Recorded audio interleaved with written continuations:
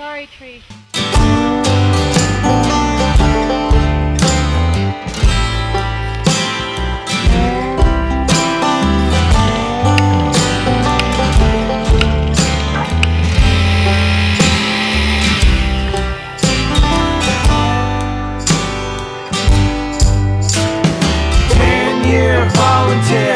The tribe to disappear for good. The class starts with a range of very basic skills, starting with navigation, and we work through more sophisticated inventory skills so that after the first week the students have a pretty good understanding of what it takes to conduct a comprehensive forest inventory. And that includes measuring everything from live standing trees to dead decaying trees in the interest of habitat. Dogwood trees swaying all alone in the Carolina moon.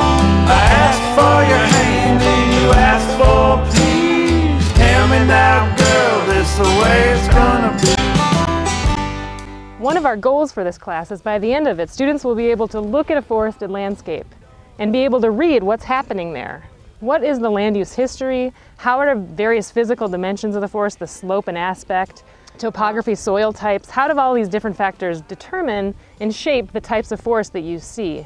And then how do you use that knowledge to inform future decisions about how forests should be managed?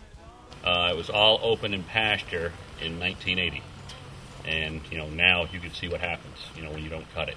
And there's no cows or livestock to graze. My ancestors weren't real big on cutting trees. My great uncle Frank was the last one that was here, and he always said the trees were his friends, and he couldn't bear to cut them down. So when Fred came on the scene with Jim Philbrook, they had a lot of oaks and ashes, 3, 4, 4.5 feet in diameter, that were hollow. It was not good management.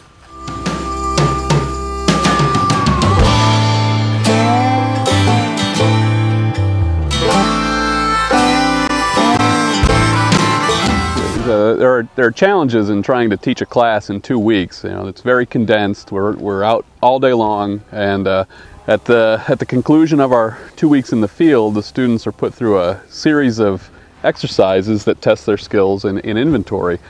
And this is a chance for students to really put into practice everything they've learned over the previous 2 weeks. This is probably the most applied class that they'll have when it comes to how do you really manage natural resources.